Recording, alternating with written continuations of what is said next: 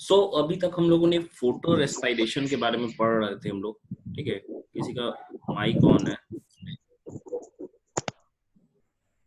तो देखिए, अभी तक हम लोग फोटो रेस्पिरेशन के बारे में पढ़ रहे थे। तो फोटो रेस्पिरेशन एक्चुअली में हम कहते किसको है? तो सिंपल सा चीज है कि फोटो रेस्पिरेशन हम कहते हैं कि C3 प्लांट सेल्स में, जिसमें C3 साइकिल ही हो रहा होता है, उसमें ऑक्सीजन का इनटेक होता है, CO2 का रिलीज हो जाता है। और ये ऑक्सीजन के प्रेजेंस के कारण रुबिस्को एंजाइम की एक्टिविटी क्या होती है? घट जाती है एज अ कार्बोक्सिलेज एंजाइम, क्योंकि रुबिस्को कार्बोक्सिलेज की तरह भी काम करता है, ऑक्सीजनेज की तरह भी काम करता है। तो वो कार्बन डाइऑक्साइड के बजाय ऑक्सीजन को कैरी कर रहा है, ऑक्सीजनेज उसकी एक्टिविटी क्या हो जाती है? ऑक्सीजनेज टाइप में बढ़ जाती है। तो एक्चुअली में इसमें कोई भी NADPH2 या फिर ATP का सिंथेसिस नहीं होता है, जिसके वजह से ये क्या है? वेस्टफुल प्रोसेस है, जो कि C3 प्लांट्स में होता है। और यही प्रोसेस C4 में और कैम्प पाथवे वाले प्लांट्स में नहीं होता है, जिसके कारण वो ज्यादा ही एफिशिएंट प्लांट होते हैं, वो ज्यादा ही हम कह सकते हैं ज्यादा एफिशिएंट होते हैं as compare to C3 plants. तो सिंपल लैंग्वेज में हम लोग इसको डिफाइन कैसे कर सकते हैं? इसको डिफाइन कर सकते हैं the light dependent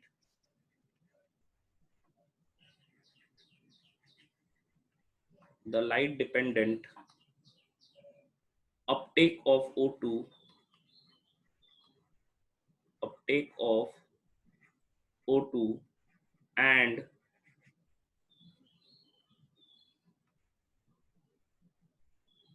the light dependent uptake of O2 and release of CO2 in C3 photosynthetic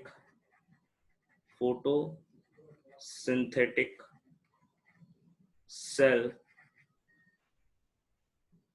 is called photo respiration. इसे ही हम फोटो रेस्पिरेशन कहते हैं, फोटो रेस्पिरेशन। लाइट डिपेंडेंट कहने का मतलब है क्योंकि लाइट डिपेंडेंट हो रहा है, फोटो रेस्पिरेशन क्योंकि ये किस समय हो रहा है? दिन के ही समय हो रहा है, इसीलिए हम कह रहे हैं इसे फोटो रेस्पिरेशन। रात में फोटो रेस्पिरेशन नहीं होता है। दो साइंटिस्ट थे जिनका नाम, एक का नाम डेकर था, decker and tau.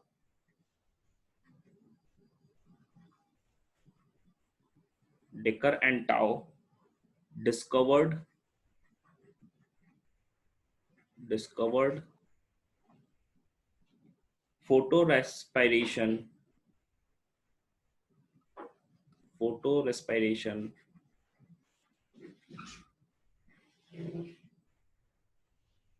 that operates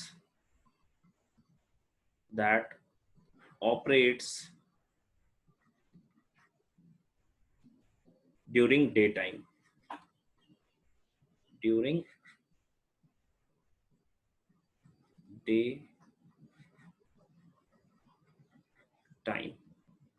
day time में ऑपरेट करता है ये एक्टिविटी आपका, ठीक है।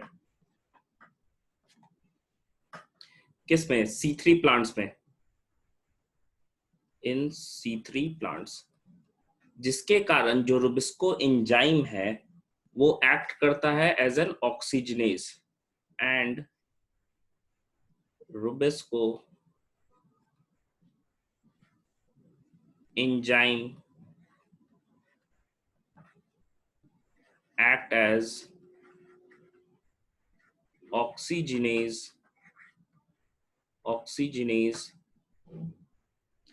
at higher concentration of, क्योंकि ऑक्सीजन देखो क्यों ऑक्सीजनेस के रूप में वो काम कर रहा है, क्योंकि कंसंट्रेशन जो ऑक्सीजन का है, क्योंकि ऑक्सीजन अंदर आ जाता है, अभी हम लोग देखेंगे भी कि कैसे वो काम कर रहा है, किन किन प्रोडक्ट्स में वो कन्वर्ट करता है सब्सटेंसेस को।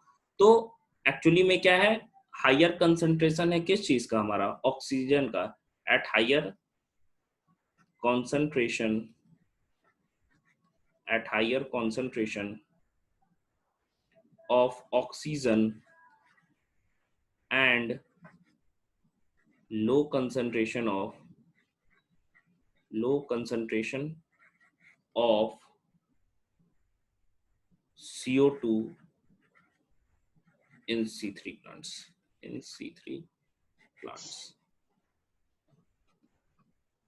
ठीक है। ये सिंपल सा चीज है, लाइट के प्रेजेंस में ऑक्सीजन का इनटेक हो रहा है जिसके कारण रुबिस्को की एक्टिविटी डिक्रीज हो जाती है, और instead of forming two PGA molecules, one form is phosphoglycolate के फॉर्म में फॉर्म करता है, दूसरा पीजीए। मतलब दो पीजीए की जगह एक ही पीजीए या फॉस्फो ग्लिसरल ग्लिसरिक एसिड या फॉस्फोग्लिसरेट जिसे हम कहते हैं, वो दो के बजाय एक ही बनता है, क्योंकि एक क्या हो जा रहा है, फॉस्फोग्लाइकोलेट बन जा रहा है due to presence of oxygen. Rubisco act as हम कह सकते हैं ऑक्सीजनेज एंजाइम। क्योंकि इस प्रोसेस में, मिटा रहे ऊपर का पॉइंट, क्योंकि इस प्रोसेस में आप देखोगे कि ना तो एटीपी बनता है ना ही NADPH2 बनता है, तो इसीलिए ये क्या है, एक वेस्टफुल प्रोसेस है।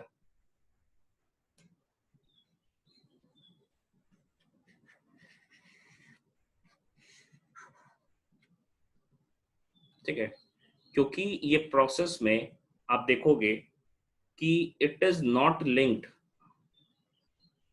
It is not linked it is not linked with, हम कह सकते ATP and NADPH2, so it is a wasteful process, wasteful process। ये क्या है, एक वेस्टफुल प्रोसेस है।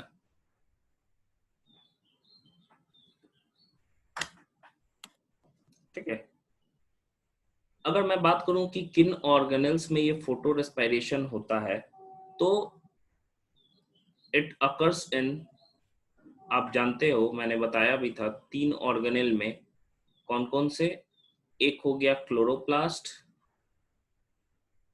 क्लोरोप्लास्ट, दूसरा हो गया परऑक्सीजोम, परऑक्सीजोम एक तरह का माइक्रोबॉडीज है, परऑक्सीजोम, एंड तीसरा जो ऑर्गेनल है दैट इज माइटोकॉन्ड्रिया, माइटोकॉन्ड्रिया इसमें देखने को हमको मिलता है। ठीक है, तो तीन ऑर्गेनल में हो रहा है, क्लोरोप्लास्ट, परऑक्सीजोम एंड माइटोकॉन्ड्रिया। अभी हम लोग देखेंगे भी कि वो कैसे बन रहा है या क्या क्या चीज हो रहा है इन तीनों ऑर्गेनल्स के अंदर।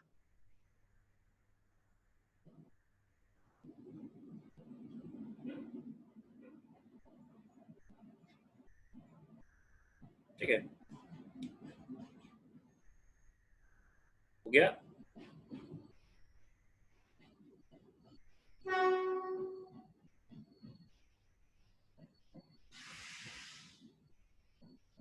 मिटा देंगे। अब देखिए, हम देख रहे हैं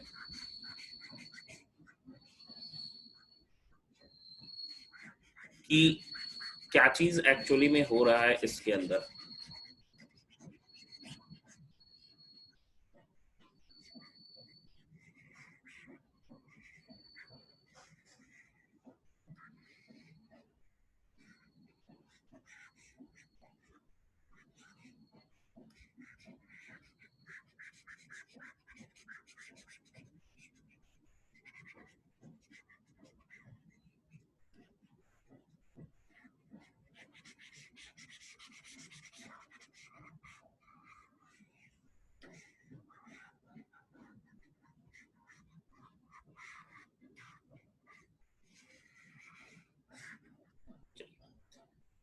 देखते, अगर मैं ऑर्गेनल ड्रॉ करूं, ठीक है, कि किन चीज हो रहा है, एक आप फ्रेश पेज में ड्रॉ करना, नीचे तक वो डायग्राम जाएगा।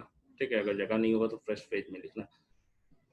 अगर मैं क्लोरोप्लास्ट की बात कर रहा हूँ, क्लोरोप्लास्ट की, ठीक है, तो क्लोरोप्लास्ट में एक्चुअल में होता क्या है, ये RUBP है हमारा,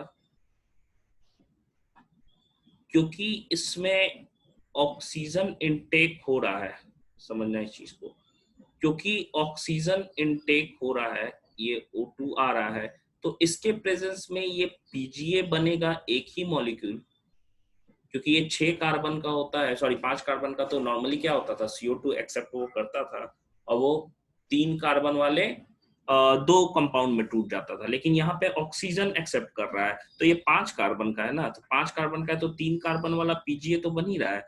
ठीक है, ये 3 कार्बन का, लेकिन फिर 3 कार्बन का कैसे बनाएगा वो, क्योंकि इसमें 5 कार्बन है, ये तो 5 कार्बन का कंपाउंड है, आरयूबीपी हम लोगों ने देखा था। तो ऑक्सीजन ले रहा है, 1 कार्बन तो है नहीं, तो ये क्या बना लेता है, ये फॉस्फोग्लाइकोलेट बना लेता है, फॉस्फोग्लाइकोलेट का फॉर्मेशन कर लेता है, जो कि 2 कार्बन का कंपाउंड है। ठीक है, अब देखो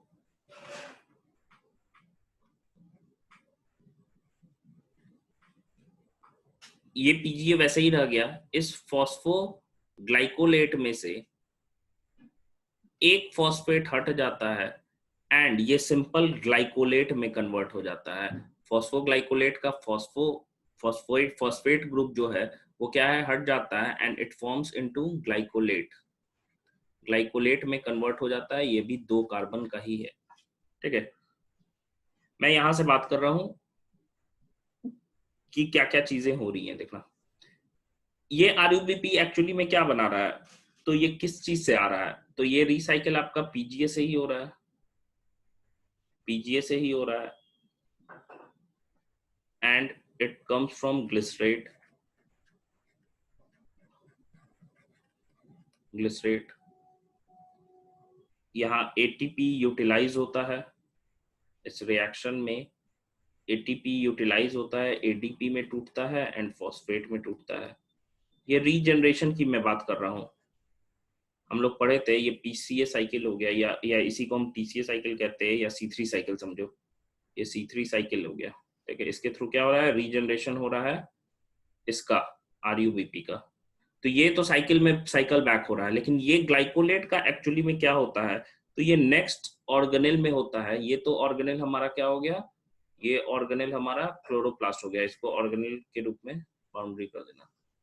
ठीक है, ये ऑर्गेनेल हमारा क्लोरोप्लास्ट हो गया।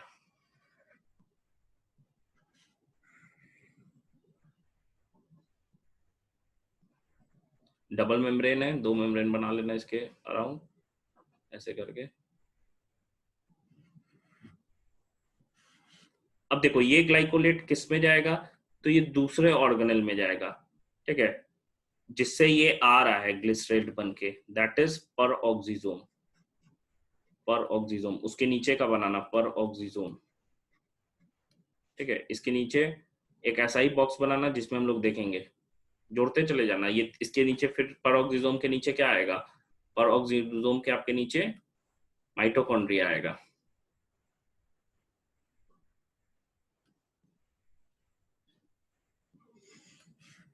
ठीक है, तो ये हो गया ग्लाइकोलेट। अब ग्लाइकोलेट के साथ क्या होगा, तो ये बना लीजिए, इसके आगे बता रहे।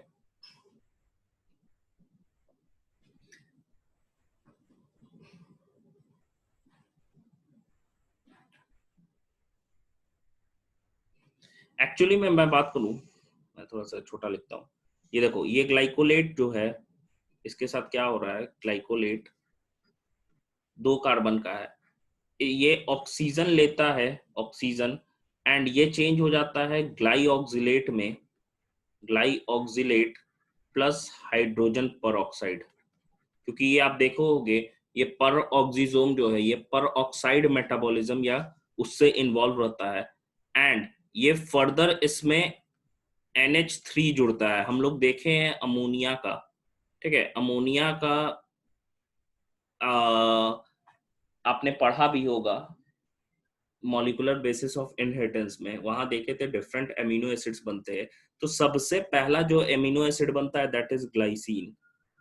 ठीक है, ग्लाइसिन, ये अमोनिया लेके क्या होगा, ग्लाइऑक्सिलेट ग्लाइसिन में कन्वर्ट हो जाएगा, जो कि पहला एमिनो एसिड होता है।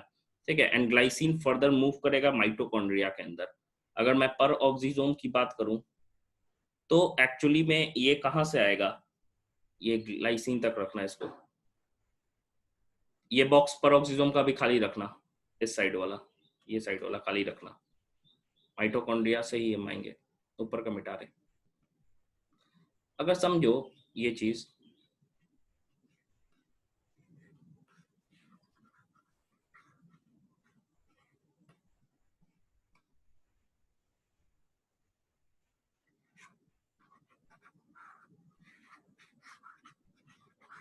ये हमारा क्या हो गया, क्लोरोप्लास्ट की जगह यहाँ पे मान लो माइटोकॉन्ड्रिया है, नीचे सबसे नीचे ऑर्गेनेल तीसरा माइटोकॉन्ड्रिया, माइटोकॉन्ड्रिया।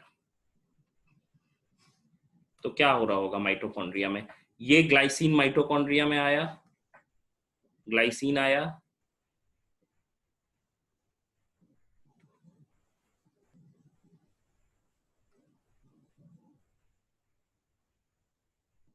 हाँ तीनों का बॉक्स बनाएंगे। पर ऑक्सीजोम का सिंगल लेयर बनाना, पर ऑक्सीजोम सिंगल लेयर्ड होता है, ठीक है। माइटोकॉन्ड्रिया एंड क्लोरोप्लास्ट का डबल बॉक्स बनाना, क्योंकि डबल मेम्ब्रेन होता है। तो ग्लाइसिन इसके अंदर आया, किसके अंदर, माइटोकॉन्ड्रिया के अंदर।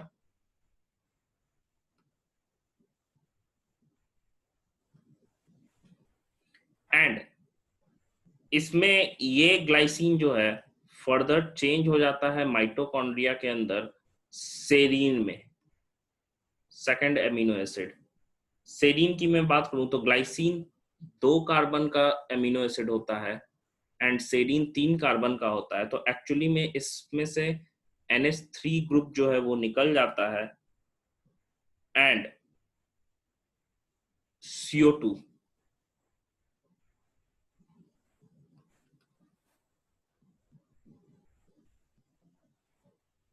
एंड इसका रिडक्शन होता है एक तरीके से NAD+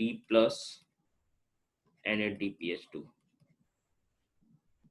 NADH में टूटता है, NADP+। फॉस्फेटेज नहीं है इसमें, निकोटिनामाइड डाइन्यूक्लियोटाइड है बस, एडेनिन डाइन्यूक्लियोटाइड। और ये reduced nicotinamide adenine dinucleotide, H लग जाता है तो उसके आगे H हाइड्रोजन नहीं बोलते हैं, तो इसको रिड्यूस्ड बोलते हैं, आगे लगा देते हैं रिड्यूस्ड। ये है compound nicotinamide, reduced nicotinamide adenine dinucleotide. आपने पढ़ा भी होगा ये सब कंपाउंड्स के बारे में, मॉलिक्यूलर बेसिस में है कुछ कंपाउंड्स के बारे में। देखिए तो सेरीन हो गया, यही सेरीन कहाँ आया था, पर ऑक्सीजोम में आया था मूव करके, ठीक है। यही सेरीन जो है, ये सेरीन आया पर ऑक्सीजोम में एंड ये कन्वर्ट हुआ हाइड्रोक्सी पाइरुवेट में, हाइड्रोक्सी पाइरुवेट में, पाइरुवेट, हाइड्रोक्सी पाइरुवेट में। एंड ये फर्दर कन्वर्ट होगा आपका, इसका हम कह रहे हैं रिडक्शन होगा, NADH फिर NAD+ में टूटेगा एंड ये ग्लिसरेट में चेंज होगा, ग्लिसरेट। और जो ग्लिसरेट किस में मूव किया था आपका, हम लोग बनाए थे अभी डायग्राम, ग्लिसरेट किस में मूव किया था, क्लोरोप्लास्ट के अंदर। वही ग्लिसरेट से क्या होगा, PGA के थ्रू RUBP का जनरेशन होगा। तो ये चीजें हो रही हैं आपके फोटो रेस्पिरेशन, मतलब सिंपल समझो, क्लोरोप्लास्ट इन्वॉल्व है, क्लोरोप्लास्ट, परऑक्सीजोम एंड माइटोकॉन्ड्रिया। क्लोरोप्लास्ट से क्या हो रहा है कि फॉस्फोग्लाइकोलेट का चेंज हो रहा है, जो ग्लाइकोलेट में मूव करता है, चेंज करता है। ग्लाइकोलेट का फर्दर हम कह रहे हैं कि वो सिंथेसिस हो जाएगा ग्लाइसिन एमिनो एसिड में। ग्लाइसिन माइटोकॉन्ड्रिया के अंदर किस में चेंज हो जाता है, सेरीन के अंदर चेंज हो जाएगा, ठीक है। ग्लाइसिन जो है माइटोकॉन्ड्रिया के अंदर सेरीन में चेंज हो जाएगा और सेरीन मूव कर जाएगा किसके अंदर, पर ऑक्सीजोम के अंदर। वहां पे सेरीन ग्लिसरेट में चेंज हो जाता है। सिंपल समझना, चीजें याद करने वाली क्या क्या है, तो सिंपल सा चीज है, क्लोरोप्लास्ट में क्या हो रहा है, ऑक्सीजन के प्रेजेंस में 2 मॉलिक्यूल PGA के बनने के बजाय एक फॉस्फोग्लाइकोलेट बन जाता है और ये फॉस्फोग्लाइकोलेट क्या करता है, फर्दर ग्लाइकोलेट में चेंज हो जाता है। ये हुआ क्लोरोप्लास्ट के अंदर। क्लोरोप्लास्ट के अंदर क्या हुआ, सिंपल RUBP किस में कन्वर्ट हुआ, एक PGA एक फॉस्फोग्लाइकोलेट में, जो ग्लाइकोलेट में कन्वर्ट हो जा रहा है। फिर पर ऑक्सीजोम के अंदर ग्लाइकोलेट मूव करके ग्लाइसिन एमिनो एसिड बनाता है, जो कि माइटोकॉन्ड्रिया के अंदर जाके सेरीन में कन्वर्ट हो जाता है। सेरीन वापस आता है पर ऑक्सीजोम में और पर ऑक्सीजोम में सेरीन से ग्लिसरेट बनता है और ग्लिसरेट मूव करके कहाँ चला जाएगा, क्लोरोप्लास्ट के अंदर। और क्लोरोप्लास्ट क्या बनाएगा, उसी ग्लिसरेट से क्लोरोप्लास्ट के अंदर रीजनरेशन हो जाएगा आरयूपीपी का। समझ में आया?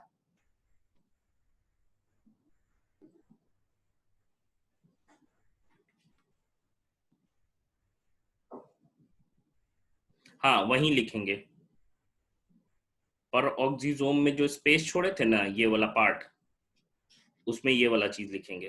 ठीक है, समझ में आया सारे लोगों को?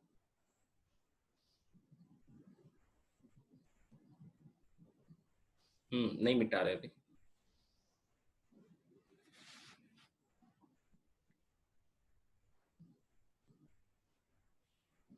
बॉक्स बनाना है ऐसे, देखिए राशि, ऊपर क्लोरोप्लास्ट वाला बनाना है ऐसे ऐसे करके। ठीक है, फिर बनाना है पर ऑक्सीजोम का, इसको डबल मेम्ब्रेन बनाना है क्योंकि क्लोरोप्लास्ट डबल होता है। फिर क्या है, फिर आपका एक्सचेंज होगा इधर से ऐसे, ये जाएगा ग्लाइसिन किसके अंदर, माइटोकॉन्ड्रिया के अंदर, फिर डबल मेम्ब्रेन बनाना है। ये हो गया क्लोरोप्लास्ट, ये हो गया पर ऑक्सीजोम, ये हो गया माइटोकॉन्ड्रिया, एक ही पेज में ऐसे बनना रहना चाहिए। ठीक है, ये टोटल C2 साइकिल है। सर हाँ बोलिए। तो ये पर ऑक्सीजोम का जो अभी बताया है ना लास्ट वाला, हाँ उसको एक बार और बता दीजिए ना। ठीक है, देखिए पर ऑक्सीजोम में क्या हुआ, सिंपल सा चीज है, याद रखना है। क्लोरोप्लास्ट के अंदर क्या हो रहा है, ग्लाइकोलेट बनता है। ठीक है, वो ग्लाइकोलेट मूव करता है पर ऑक्सीजोम के अंदर, यहाँ पर ऑक्साइड का सिंथेसिस होता है, या हाइड्रोजन पर ऑक्साइड हो गया, आप लोग पढ़े होंगे हाइड्रोजन में। फिर ग्लाइऑक्सिलेट होता है, जो अमोनिया के प्रेजेंस में ग्लाइसिन, पहला एमिनो एसिड यही बनता है। याद रखना है, पहला एमिनो एसिड यही सिंथेसाइज होता है, ग्लाइसिन।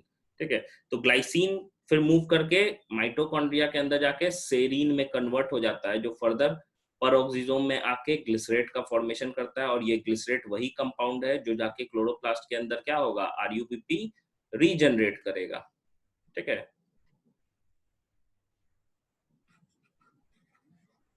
समझ में आया सारे लोगों को? चलिए, ये हमारा हो गया फोटो रेस्पिरेशन, मिटा रहे, फोटो रेस्पिरेशन हो गया टोटल हमारा।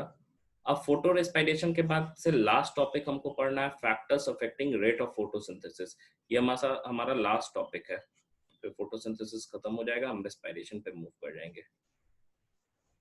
रेस्पिरेशन थोड़ा सा ज्यादा इससे फोटोसिंथेसिस की तुलना में कॉम्प्लेक्स है, इन द सेंस कॉम्प्लेक्स मैं इसलिए कह रहा हूँ क्योंकि रिएक्शंस थोड़ा ज्यादा है उसमें, और रिएक्शंस थोड़ा याद करने वाला है। ठीक है, लेकिन उसके बाद से जो चैप्टर है पीजीआर, वो आप जानते हो। तो पीजीआर जो है वो काफी छोटा चैप्टर है, प्लांट ग्रोथ रेगुलेटर्स वाला। तो नेक्स्ट टॉपिक हमारा जो है दैट इज, लिखना है, फैक्टर्स अफेक्टिंग फोटोसिंथेसिस।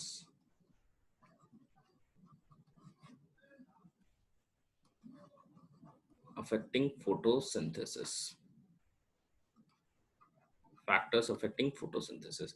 तो आप ये देखो कौन कौन से फैक्टर्स है। तो सबसे पहले फोटोसिंथेसिस तो के लिए फैक्टर्स एक दिए थे, एक टर्म था that is law of limiting factors, Blackman's law of limiting factors, ब्लैकमैन्स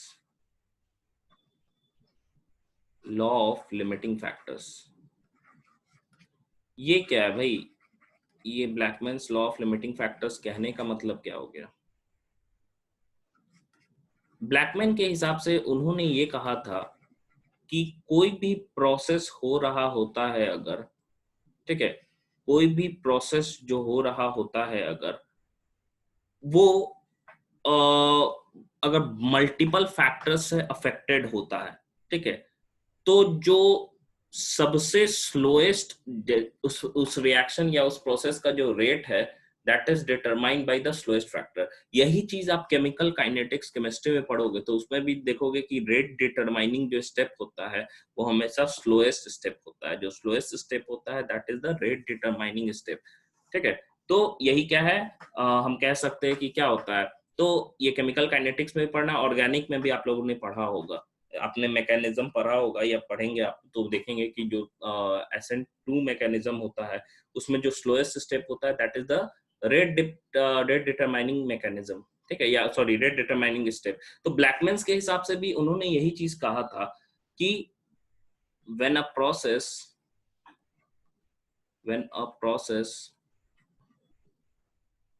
is conditioned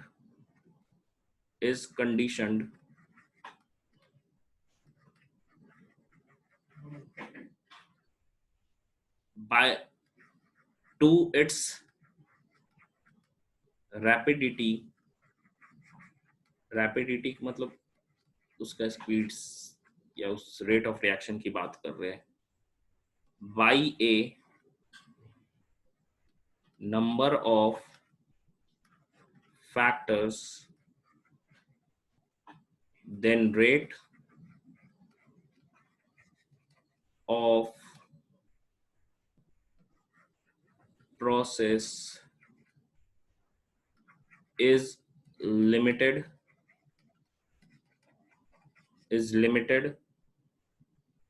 by the pace of slowest factor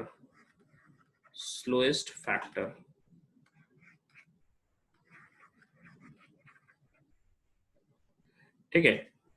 अब देखो स्लोएस्ट फैक्टर कहने का मतलब अलग अलग कंडीशन या अलग अलग सर्कमस्टांसेस में अलग अलग जो फैक्टर होता है वो पेस को डिसाइड करता है। जैसे कि एग्जांपल समझना, मान लो कि क्लियर स्काई जिस समय है तो उस समय लाइट तो आ रहा है बहुत, ठीक है, उस समय लाइट अपने फुल प्रेजेंस में रहेगा, उस समय CO2 का कंसंट्रेशन लिमिटिंग हो जाता है क्लियर स्काई में, तो हम लिख सकते हैं CO2 becoming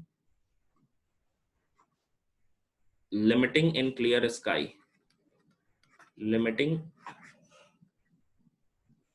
in clear sky. लेकिन अगर समझो कि हम बात कर रहे हैं कि क्लाउडी डेज हो गया, ठीक है, क्लाउडी डेज हो गया, तो उस समय CO2 तो है ही, CO2 के कंसंट्रेशन में अफेक्ट नहीं हो रहा है, वो इफेक्टेड नहीं है, लेकिन वहां पे लाइट का कंसंट्रेशन या लाइट का प्रेजेंस अफेक्टेड होता है, तो वहां पे लाइट लिमिटिंग फैक्टर हो जाता है। But light limiting in cloudy days, limiting in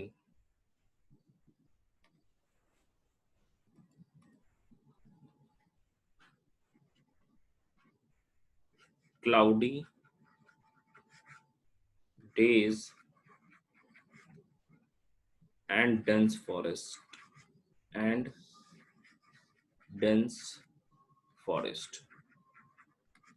ठीक है, ये है ब्लैकमैन्स लॉ ऑफ लिमिटिंग फैक्टर।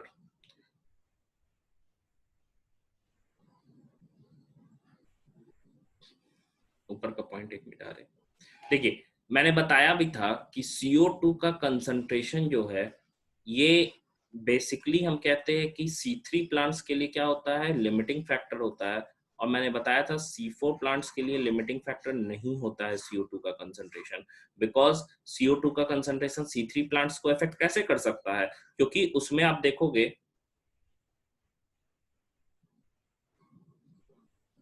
मेरा आवाज बहुत धीरे आ रहा है, एक मिनट, सारे लोगों को, Razia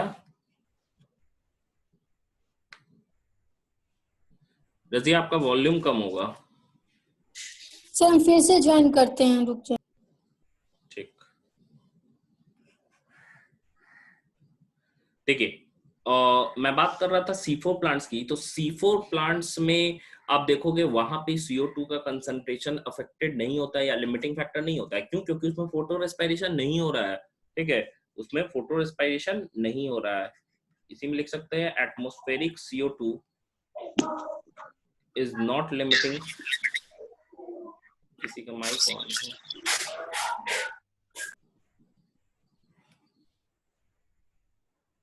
atmospheric CO2 is not limiting. अब आवाज आ रहा है रजिया? Yes sir. ठीक, limiting factor for C4 plants के लिए एटमॉस्फेरिक CO2 क्यों नहीं लिमिटिंग है? क्योंकि उसमें क्या है, फोटो रेस्पिरेशन नहीं होता, अभी हम लोगों ने देखा।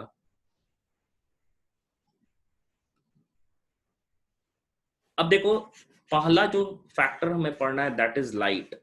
लाइट कैसे अफेक्ट करता है फोटोसिंथेसिस के रेट को? तो हम जानते हैं कि फोटोसिंथेसिस तो एक लाइट डिपेंडेंट प्रोसेस ही है, ठीक है। लेकिन लाइट डिपेंडेंट फोटोसिंथेसिस में दो प्रोसेस हो रहा है, कौन कौन सा? एक हमारा क्या हो गया, लाइट रिएक्शन, सेकंड है डार्क रिएक्शन।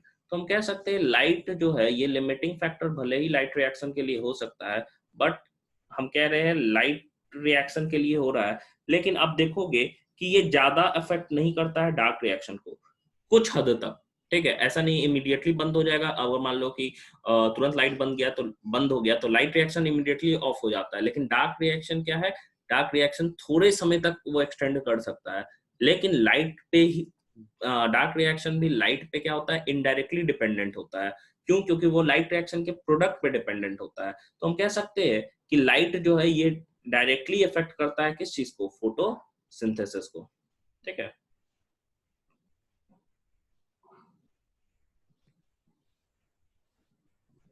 फर्स्ट फैक्टर लिखिएगा light. First factor is light. देखो लाइट जो है, लाइट के प्रेजेंस में फोटोसिंथेसिस इंक्रीज करता है, ठीक है। अगर मैं ग्राफ इसके बीच का ड्रॉ करूं, ग्राफ इसके बीच का ड्रॉ करूं, ये हमारा क्या हो गया, लाइट इंटेंसिटी हो गया, इधर लाइट इंटेंसिटी हो गया, ठीक है। इधर लाइट इंटेंसिटी हो गया और ये रेट ऑफ फोटोसिंथेसिस है, रेट ऑफ फोटोसिंथेसिस है, ठीक है। तब अगर रेट ऑफ फोटोसिंथेसिस की मैं बात कर रहा हूं तो लो लाइट इंटेंसिटी पे रेट क्या होता है, इंक्रीज करता है लीनियरली। मतलब अगर बात करो तो ये एक स्ट्रेट लाइन आएगा। मतलब जैसे जैसे लाइट इंटेंसिटी हम बढ़ाएंगे फोटोसिंथेसिस भी क्या होगा, बढ़ता चला जाएगा। लेकिन एक समय आता है कि जब एक्सेसिव हम करने लगते हैं तो एक सैचुरेशन पॉइंट आ जाता है कि उसके ऊपर कितना भी लाइट इंटेंसिटी हम बढ़ा रहे हैं तब भी क्या हो रहा है, रेट फोटोसिंथेसिस का इंक्रीज नहीं हो रहा होता है। इस चीज को लाइट कंपेंसेशन पॉइंट कहते हैं। मतलब वो पॉइंट अटेनमेंट जहां पे जो ग्राफ है that becomes parallel to the X axis. And ये जो पॉइंट है, ये मान लो पॉइंट पी है, this point P is actually light compensation point.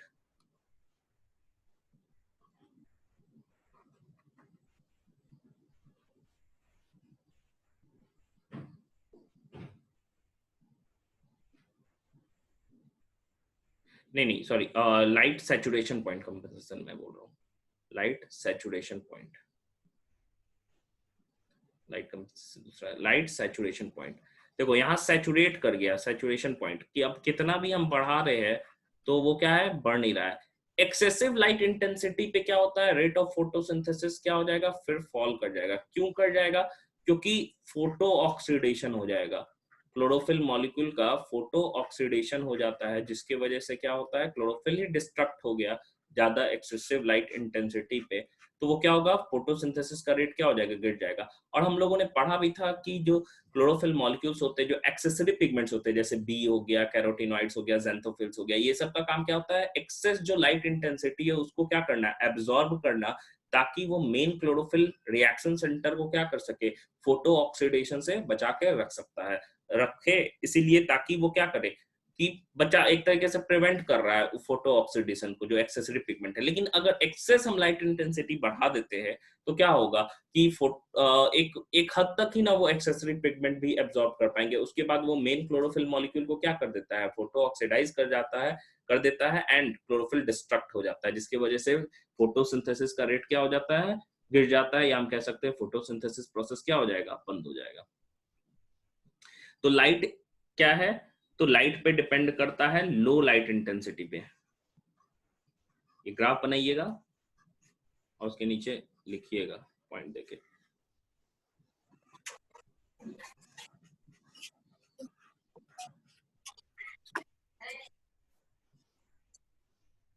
बन गया।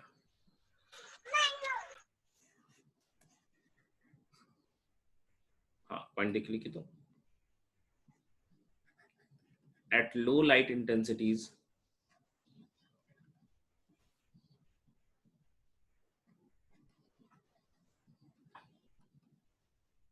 at low light intensities, there is a linear relationship relationship there is a linear relationship between light intensity light intensity and rate of photosynthesis rate of photosynthesis photosynthesis rate of photosynthesis.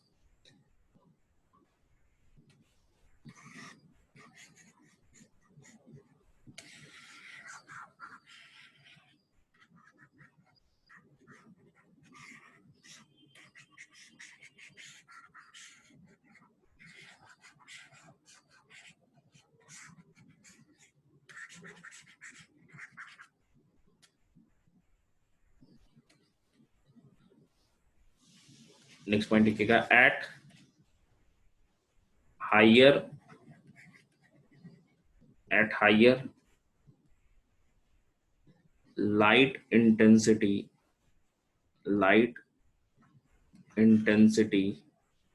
at higher light intensity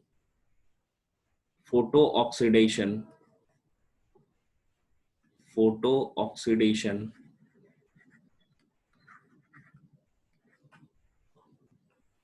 occurs and photosynthetic apparatus may get destroyed may get destroyed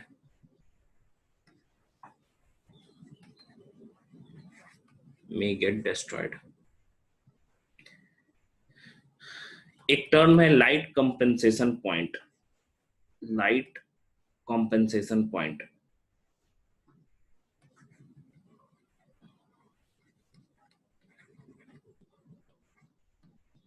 light compensation point अगर मैं light compensation point की बात करूं तो ये क्या होता है तो एक्चुअली ये वो पॉइंट है लाइट के प्रेजेंस के कारण जिस पॉइंट पे क्या होता है कि समझो इतना लाइट एब्जॉर्ब कर रहा है कि रेट ऑफ फोटोसिंथेसिस जो है रेट ऑफ रेस्पिरेशन के बराबर होता है या हम कह सकते हैं जो नेट प्राइमरी प्रोडक्टिविटी होता है क्योंकि समझना फोटोसिंथेसिस बन रहा है जितना खाना बन रहा है उतना ही रेस्पिरेशन में यूज हो जा रहा है तो कोई भी एटीपी मॉलिक्यूल या एनर्जी का स्टोरेज नहीं हो पाता है तो जो नेट प्रोडक्टिविटी होती है नेट प्राइमरी प्रोडक्टिविटी होती है इस पॉइंट पे या लाइट कंपेंसेशन पॉइंट पे वो जीरो होती है ठीक है मतलब जितना फोटोसिंथेसिस हो रहा है जितना खाना बन रहा है उतना उस खाने का यूटिलाइजेशन भी हो जा रहा है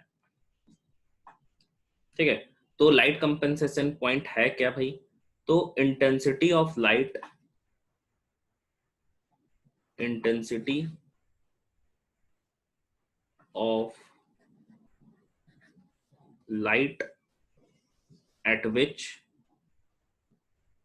at which intensity of light at which rate of photosynthesis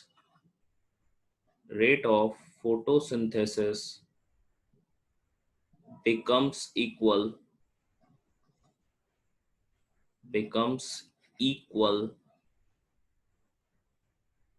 with the rate of respiration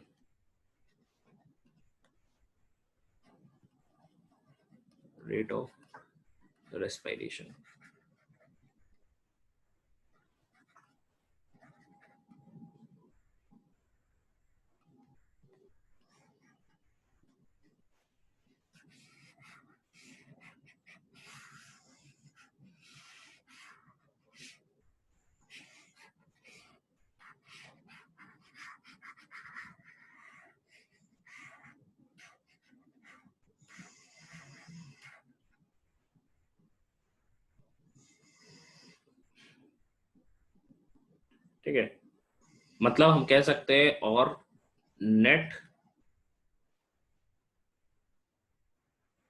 primary productivity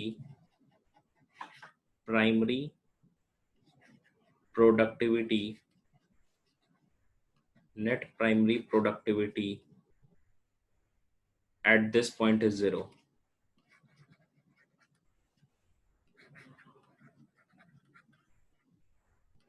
Net primary productivity at this point is 0. ये तो हमारा पहला फैक्टर हो गया, दैट इज लाइट। दूसरा फैक्टर है टेम्परेचर। टेम्परेचर कैसे affect करता है रेट ऑफ फोटोसिंथेसिस को? Second factor is temperature. ठीक है, second factor is temperature.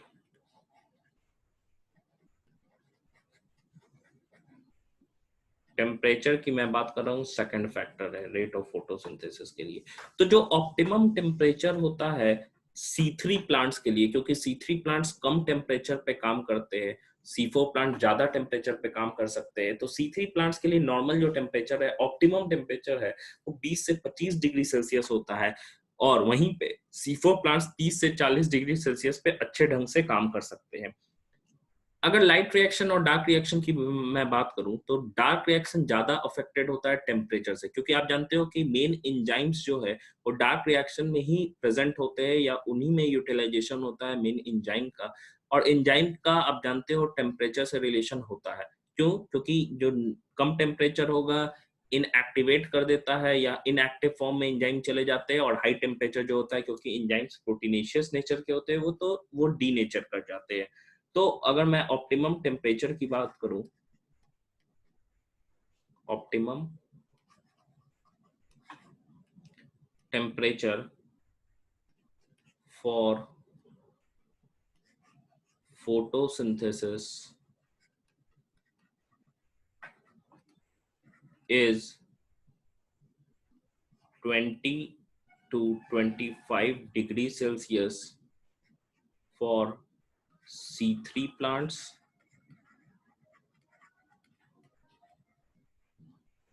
and 30 to 40 degrees Celsius for C4 plants। ठीक है, यहीं पे डार्क रिएक्शन क्या है, ज्यादा अफेक्टेड होता है। Dark reactions are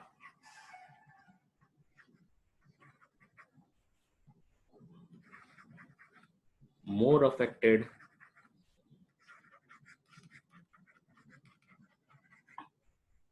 by temperature as compared to light reaction, as compared to light reaction।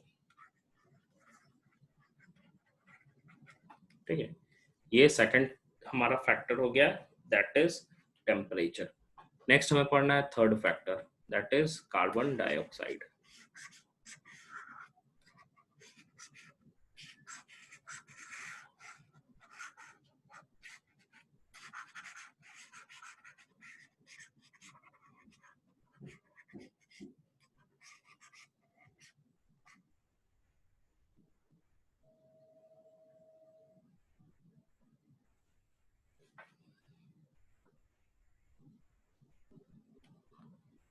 Next third लिखिएगा CO2। Normal atmospheric temperature, atmospheric amount की मैं बात करूं, तो it lies between 0.03% to 0.04% atmosphere में।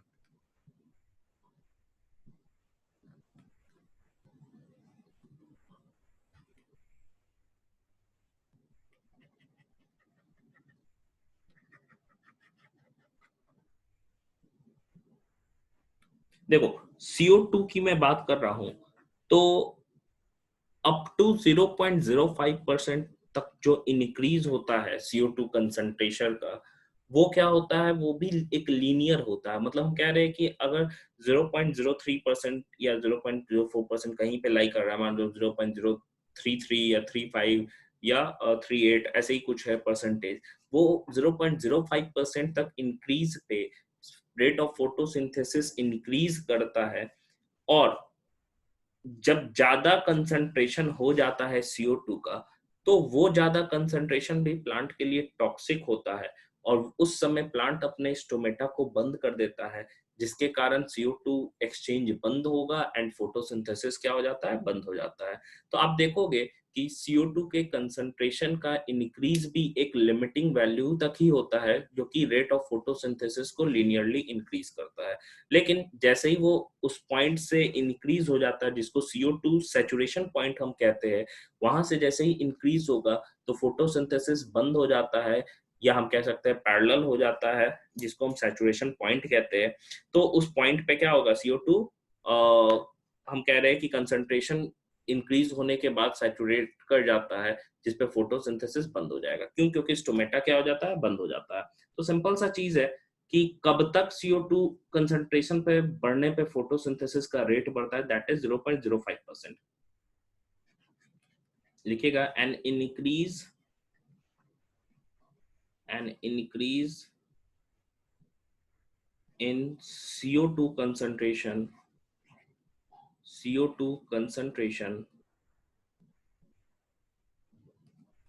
up to 0.05% rate of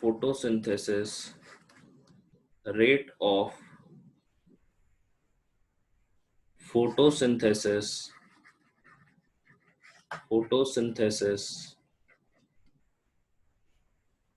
in is increased.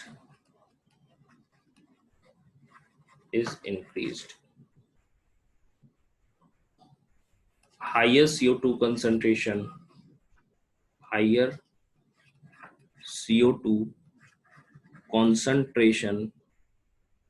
is toxic to plant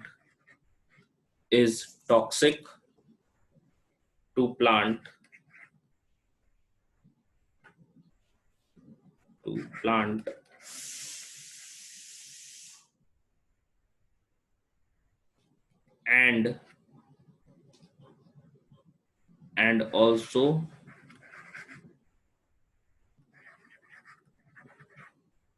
closes stomata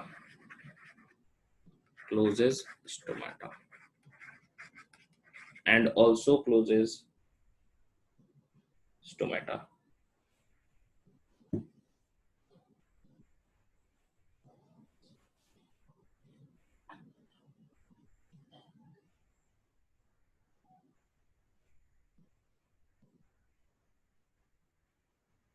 हो गया?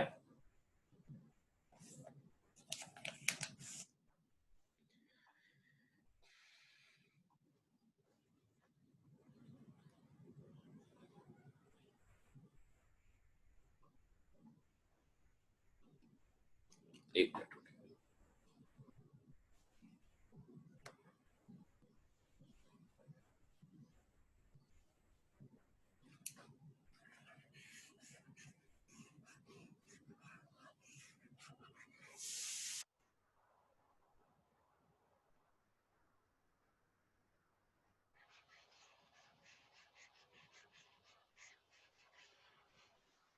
मतलब ये भी एक लिमिटिंग वैल्यू तक ही इंक्रीज करता है, उसके बाद से इंक्रीज होना बंद कर देता है।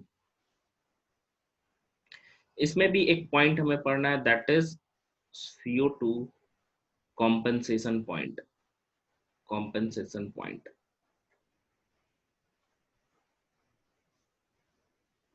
CO2 कॉम्पेंसेशन पॉइंट क्या होता है?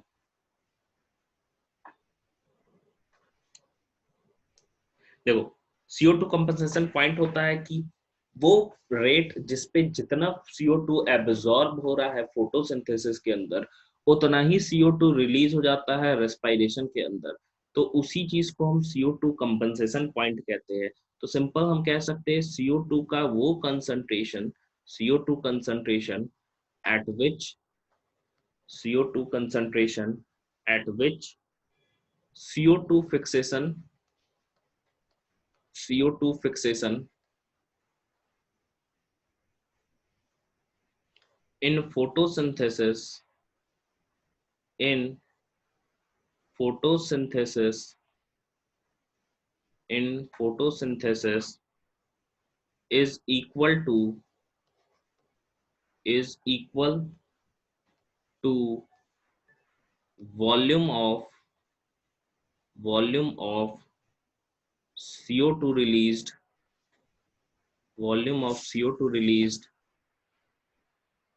in respiration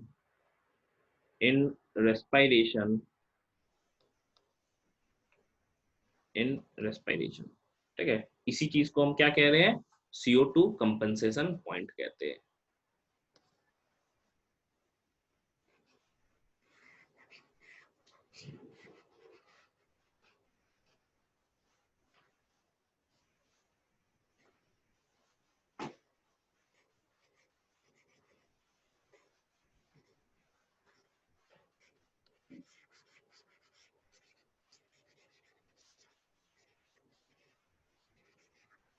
हो गया, देखो, तो अगर मैं बात करूं C4 प्लांट्स के लिए CO2 कंपनसेशन पॉइंट और C3 प्लांट्स के लिए मैं बात करूं, तो एक्चुअली में C4 प्लांट्स के लिए जो CO2 कंपनसेशन पॉइंट है काफी लोअर होता है, क्योंकि मैंने बताया कि C4 प्लांट्स के लिए CO2 लिमिटिंग वैल्यू नहीं होता है। क्यों? क्योंकि CO2 वेस्ट नहीं हो रहा है। क्यों? फोटो रेस्पिरेशन नहीं हो रहा है। तो C4 प्लांट्स में जो CO2 कंपनसेशन पॉइंट है, हम लिख सकते हैं CO2 कॉम्पेंसेशन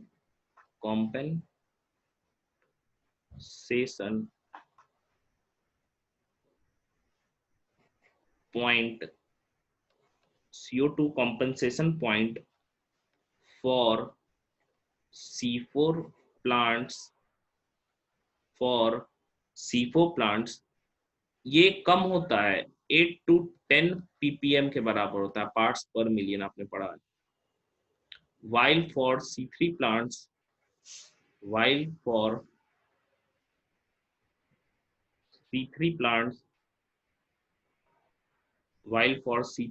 C3 plants वो हायर होता है, इट इज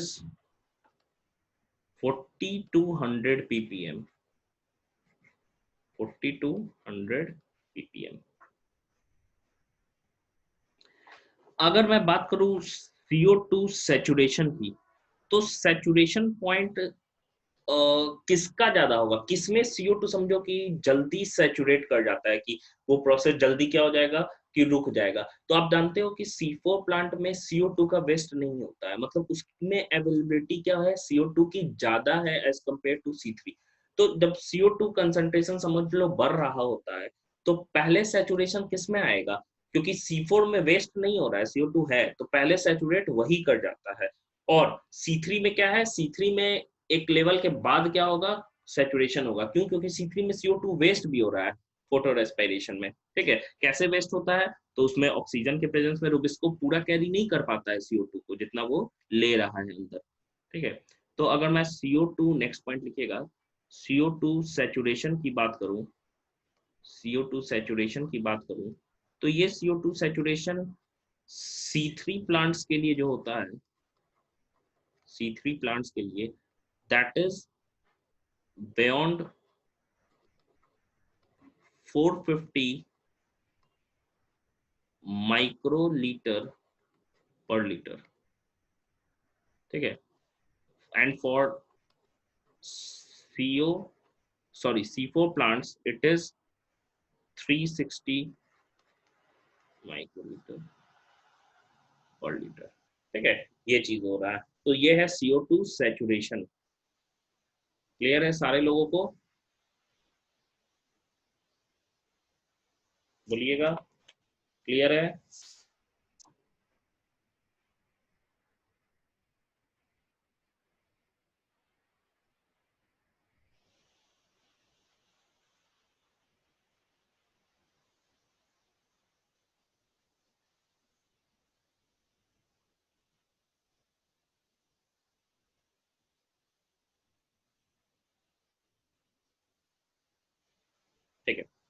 चलिए, हो गया, यहां तक लिख लिया।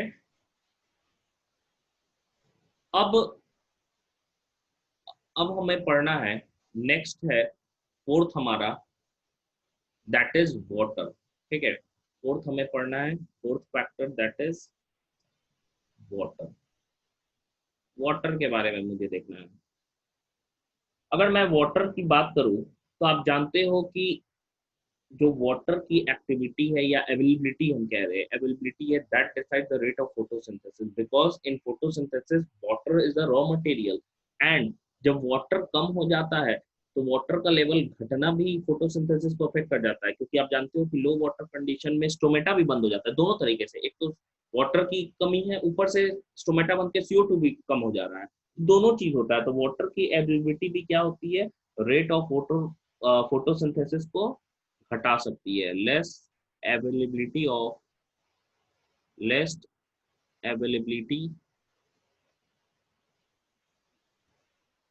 Of water reduces rate of photosynthesis, rate of photosynthesis, rate of photosynthesis। क्यों भाई? क्योंकि स्टोमेटा मेरा क्या हो जाएगा, क्लोज कर जाएगा, स्टोमेटा क्लोज कर जाएगा। ठीक है, स्टोमेटा गेट लगा लीजिएगा, gate closed, stomata gate closed. Leaves क्या हो जाता है, आप जानते हो कि लीव्स भी क्या हो जाता है, विल्ट हो जाएगा, और सरफेस एरिया भी घट जाएगा। वाटर की कमी होती है तो आप जानते हो लीव्स भी क्या होता है, मुरझा के रोल कर जाता है, जिसे हम विल्टिंग कहते हैं, विल्ट कर जाएगा, बिकम्स विल्ट। एंड वाटर की कमी होगी तो इंजाइमेटिक एक्टिविटीज भी क्या हो जाता है, डिक्रीज कर जाता है। Slow enzymatic slow enzymatic activities, slow enzymatic activities. ठीक है, ये भी क्या हो जाएगा, कम हो जाएगा। अब देखो, ये तो हो गया एक्सटर्नल फैक्टर्स की मैं बात कर रहा हूँ। अगर मैं बात करूं आपको प्लांट फैक्टर्स की, तो प्लांट में वो सब कौन से फैक्टर्स है जो रेट ऑफ फोटोसिंथेसिस को क्या कर सकते हैं, अफेक्ट कर सकते हैं। ठीक है, रेट ऑफ फोटोसिंथेसिस को प्लांट के कौन से फैक्टर्स अफेक्ट कर सकते हैं? तो सबसे पहला फैक्टर हमारा क्या हो गया, सबसे पहला फैक्टर हमारा अमाउंट ऑफ क्लोरोफिल हो गया। अमाउंट ऑफ क्लोरोफिल, क्लोरोफिल ज्यादा होगा तो क्या होगा, फोटोसिंथेसिस भी ज्यादा होगा, क्लोरोफिल कम होगा तो फोटोसिंथेसिस भी कम होगा। नेक्स्ट क्या चीज हो सकता है, लीफ। लीफ कैसे अफेक्ट करता है, आप जानते हो मेन जो साइट है फोटोसिंथेसिस का दैट इज लीफ, लीफ ही वो साइट है। तो लीफ में इफेक्ट कैसे होगा, तो बहुत सारे लीफ में लीफ का नंबर ज्यादा होगा तो ज्यादा अफेक्ट करेगा, साइज बड़ा होगा तब भी फोटोसिंथेसिस ज्यादा होगा। एज अगर ज्यादा होगा फोटोसिंथेसिस कम होगा, क्योंकि एज बढ़ता है तो उसकी एक्टिविटी क्या हो जाती है, घट जाती है। लीफ के ओरिएंटेशन, ओरिएंटेशन कहने का मतलब है किस साइड वो प्रेजेंट होता है। अगर मान लो लीफ शैडो रीजन या वहां पे प्रेजेंट है जहां पे शेड होगा, वहां पे क्या होगा, कम फोटोसिंथेसिस होगा। तो सिंपल सा चीज है कि various factors, various leaf factors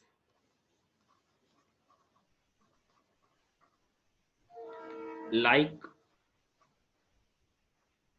leaf number, size, leaf number, size, age. Age ज्यादा होगा, याद रखना है फोटोसिंथेसिस कम होगा, सिंपल सा चीज है। एज पे कोई भी चीज एज ज्यादा होता है वो हमेशा खराब होता है, ज्यादातर केस में एक्टिविटी डिक्रीज कर जाएगी। Leaf orientation, leaf orientation, leaf, sorry, orientation affect the rate of photosynthesis, affect the rate of photosynthesis, rate of photosynthesis।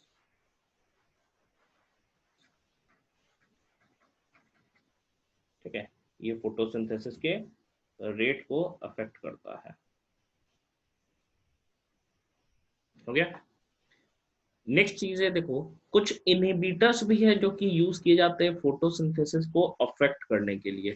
ठीक है, कुछ इनहिबिटर्स है जो फोटोसिंथेसिस को अफेक्ट करते हैं, जैसे कि हमको पढ़ना है, जैसे आप देख लो CMU या मोनोयूरॉन कहते हैं, पान हो गया, और ऑक्सी एसिटाइल नाइट्रेट जो होता है, एक पॉल्यूटेंट भी है जिसके कारण फोटोसिंथेसिस भी क्या होता है, डैमेज होता है। इकोलॉजी में पढ़ना है पैन के बारे में।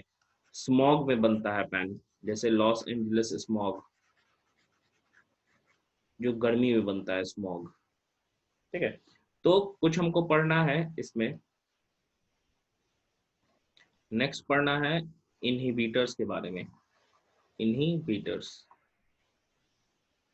ठीक है, प्लांट फैक्टर्स तो हम लोगों ने पढ़ लिया। नेक्स्ट पढ़ना है हमें इनहिबिटर्स के बारे में।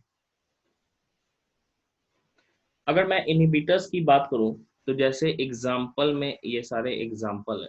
ठीक है, DCMU, DCMU दैट इज डाईयूरॉन, इसे हम कहते हैं डाईयूरॉन, और डाईक्लोरोफिनाइल डाईमिथाइल यूरिया, डाईक्लोरोफिनाइल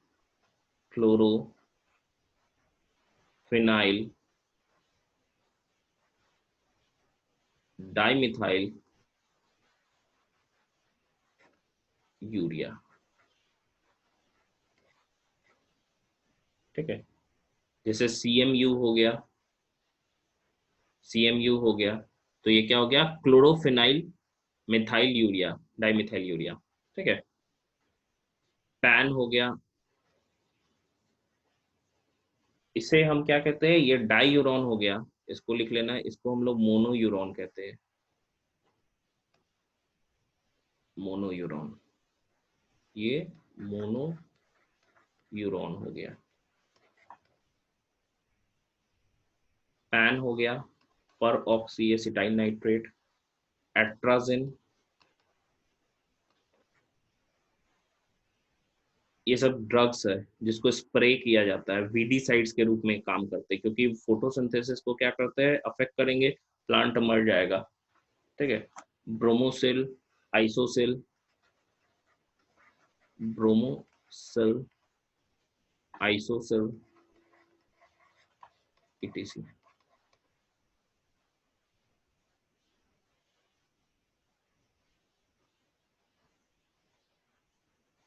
ठीक है, ये क्या करेंगे, तो ये सारे जो रहते हैं इनहिबिट करते हैं, इनहिबिट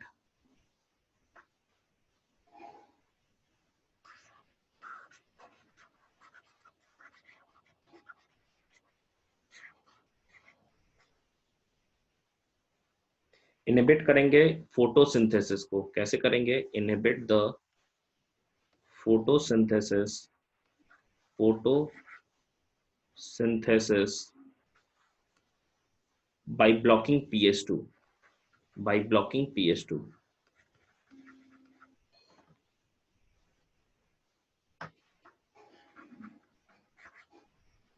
by blocking PS2। ठीक है, PS2 को क्या कर देंगे, ब्लॉक करेंगे।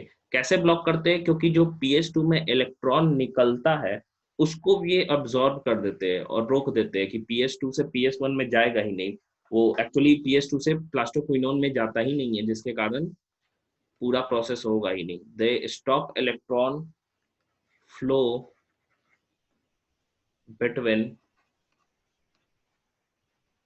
बिटवीन P680 एंड, हम लोगों ने पढ़ा है प्लास्टोक्विनोन के बारे में, PQ।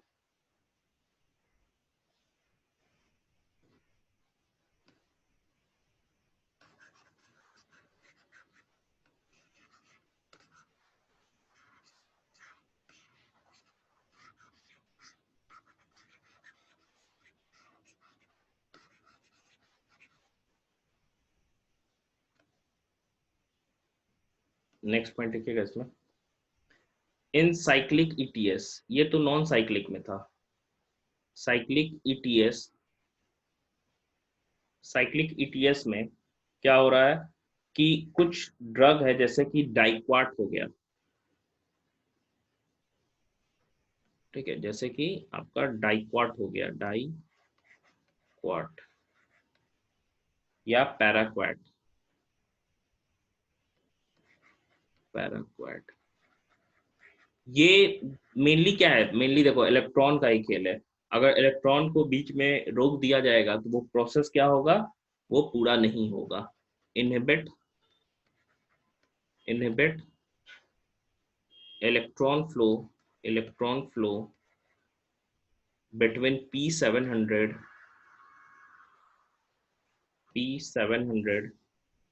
एंड फेरोडॉक्सिन, हम लोगों ने पढ़ा है। देखो इसके बीच इलेक्ट्रॉन रुक गया तो साइक्लिक भी रुक गया है। ठीक है, ये सारे केमिकल्स को जो है, ऑल दीज केमिकल्स जो है उनको वीडी साइड के रूप में यूज किया जाता है। Chemicals are used as weedicides, और इन्हें हम हर्बिसाइड्स भी कहते हैं, हर्बिसाइड्स। ठीक है, ये रेट ऑफ फोटोसिंथेसिस को, ये क्या हो गए, ये एक्स्ट्रा फैक्टर्स हो गए जो कि हम डाल रहे हैं, समझो एक तरीके से आर्टिफिशियल फैक्टर्स है ये सब। अगर हम बात कर रहे हैं amount of chlorophyll and leaf के ओरिएंटेशन या लीफ स्ट्रक्चर्स की या लीफ कैरेक्टरिस्टिक की, तो वो क्या है, इंटरनल फैक्टर्स में आ जाता है। लेकिन ये सब क्या है, ये सब आर्टिफिशियल फैक्टर्स में आ जाता है। बाहर से हम छिड़क रहे हैं, इस पे स्प्रे कर रहे हैं।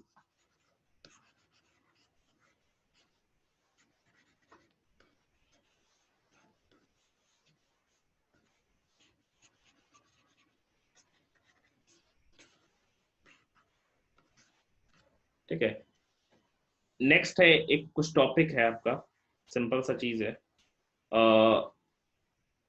एक है बैक्टीरियल फोटोसिंथेसिस, टॉपिक डाल लीजिएगा, बैक्टीरियल फोटोसिंथेसिस। थोड़ा सा है, समझ जाइए, बैक्टीरियल फोटोसिंथेसिस।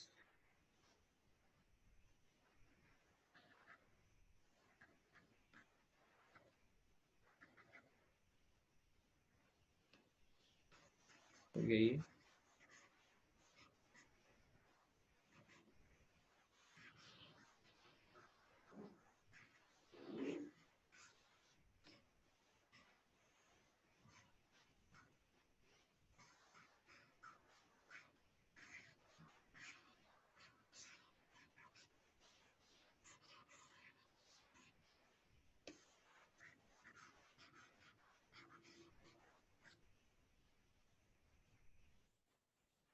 देखिए, बैक्टीरियल फोटोसिंथेसिस की मैं बात करूं तो कुछ बैक्टीरिया जो है, सर्टेन बैक्टीरिया, जैसे कि आपके फोटोसिंथेटिक बैक्टीरिया की मैं बात करूं तो क्लोरोबियम हो गया, जो कि green bacteria, green sulphur bacteria, algae मैं बोल रहा हूँ। क्लोरोबियम हो गया जो कि ग्रीन सल्फर बैक्टीरिया है, ग्रीन सल्फर बैक्टीरिया। ठीक है, क्रोमेशियम हो गया जो कि पर्पल सल्फर बैक्टीरिया है, क्रोमेशियम।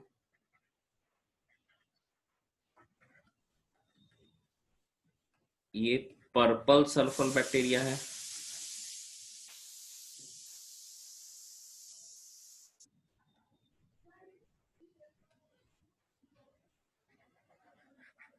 पर्पल सल्फर बैक्टीरिया,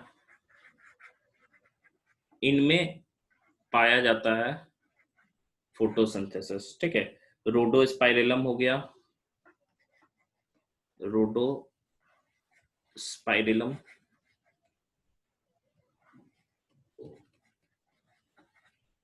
एंड रोडोस्यूडोमोनास,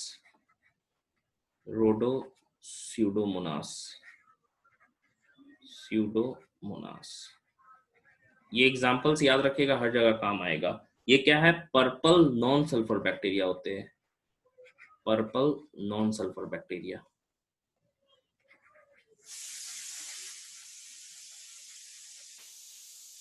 ठीक है, तो इनमें देखा जाता है, बैक्टीरियल फोटोसिंथेसिस की मैं बात करूं तो बैक्टीरियल फोटोसिंथेसिस में नॉन साइक्लिक फोटोफॉस्फोराइलेशन एब्सेंट होता है। इसमें सिर्फ और सिर्फ साइक्लिक फोटोफॉस्फोराइलेशन होता है, जो कि हम कह सकते हैं बैक्टीरियल फोटोसिंथेसिस का मेन जो प्रोसेस है that is cyclic photophosphorylation. Cyclic photophosphorylation, cyclic photophosphorylation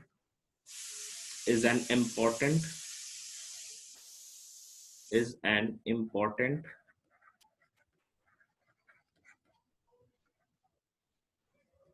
method in bacterial photosynthesis.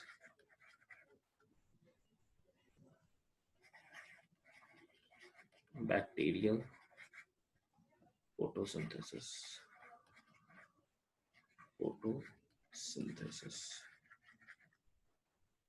ठीक है। नेक्स्ट पॉइंट कि देखो यहाँ पे क्योंकि ये इंफ्रारेड रे एक स्पेक्ट्रम को एब्जॉर्ब होता है, एब्जॉर्प्शन होता है इंफ्रारेड रीजन में, तो इंफ्रारेड कह रहे हैं रेड के बाद, समझो, ठीक है, इंफ्रारेड रीजन में एब्जॉर्प्शन हो रहा है, तो एक्चुअली में इसमें कोई भी रेड ड्रॉप हमको देखने को नहीं मिलता है, इसमें रेड ड्रॉप नहीं होता है। और क्योंकि ये बैक्टीरियल फोटोसिंथेसिस में आप जानते हो कि साइक्लिक हो रहा है और साइक्लिक में सिर्फ PS1 होता है, PS2 नहीं होता है, तो PS2 नहीं होगा तो वाटर का फोटोलाइसिस नहीं होगा एंड ऑक्सीजन का भी क्या होगा, इवोल्यूशन नहीं होता है। ठीक है, एब्जॉर्प्शन हम लोग ने पढ़ा है रेड ड्रॉप के बारे में, absorption of infrared spectrum, absorption of infrared spectrum takes place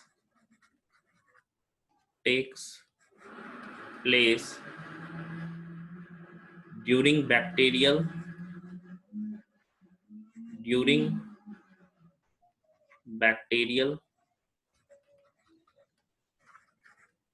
photosynthesis,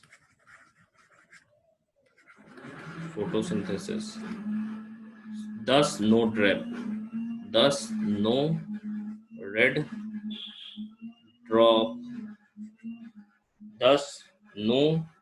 drop,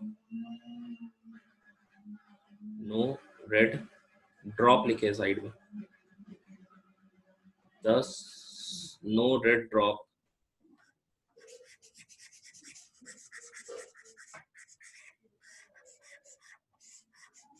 occurs, लिखना लास्ट में, thus no red drop occurs.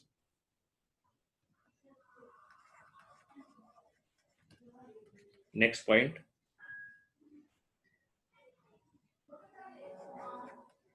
PS2 is absent,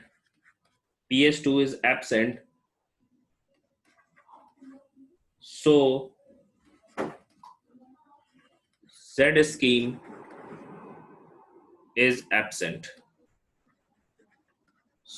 Z scheme is absent.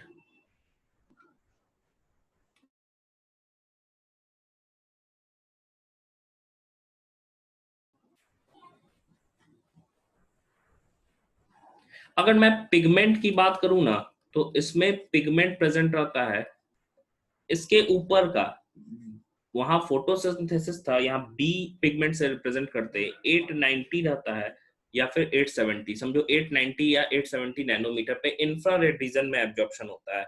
Infrared reason में रेड से ज्यादा, ठीक है, वेवलेंथ ज्यादा है इंफ्रारेड रीजन में, और इसमें इवोल्यूशन ऑफ O2 क्या होगा, नहीं होगा, evolution of O2 doesn't occur as or because water is not electron and H plus donor. Water यहाँ पे इलेक्ट्रॉन नहीं दे रहा है, मतलब वाटर टूट नहीं रहा है, हम लोगों ने पढ़ा है कि इलेक्ट्रॉन रिलीज करता है, और H प्लस को रिलीज करता था, याद करो, Z स्कीम में ल्यूमेन में इंक्रीज करता था H प्लस का अमाउंट फोटोलाइसिस के कारण, H प्लस डोनर। ठीक है, अगर मैं रिएक्शन की बात करूं तो यहाँ पे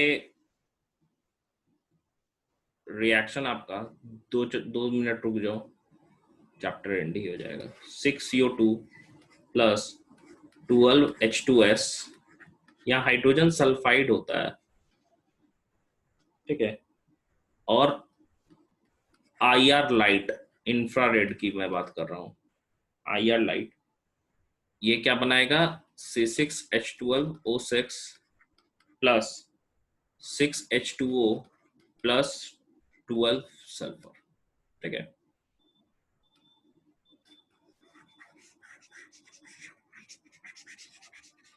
ये हो गया बैक्टीरियल फोटोसिंथेसिस हमारा।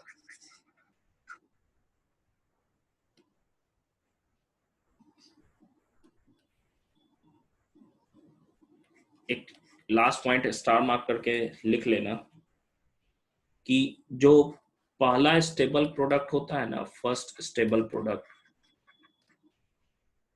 First formed, sorry unstable product, जो मैंने बताया था कि पहला जो अनस्टेबल प्रोडक्ट रहता है केल्विन साइकिल में, फर्स्ट फॉर्म्ड अनस्टेबल प्रोडक्ट, मैंने बताया था 6 कार्बन का एक अनस्टेबल प्रोडक्ट बनता है केल्विन साइकिल में, जो अनस्टेबल होने के कारण 2 मॉलिक्यूल 3 कार्बन वाले पाइरुवेट में टूट जाता है, सॉरी PGA में टूट जाता है। 6 carbon compound during Calvin cycle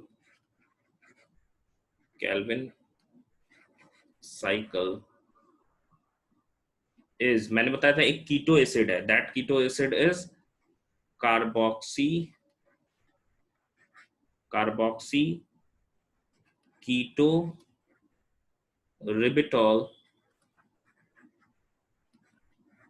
रिबिटॉल biphosphate.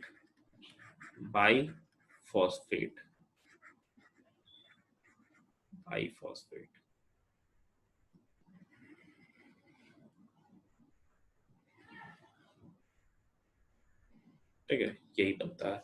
ये हमारा फोटोसिंथेसिस कंप्लीट हुआ। नेक्स्ट हमें रेस्पिरेशन पढ़ना है, अगले क्लास से हम रेस्पिरेशन पढ़ेंगे। फोटोसिंथेसिस हमारा कंप्लीट हो गया।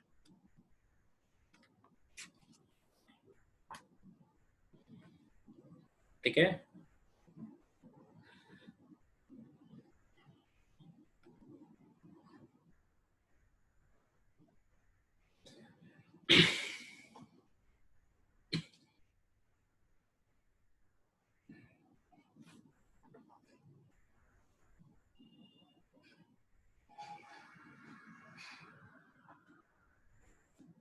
हाँ छुट्टी।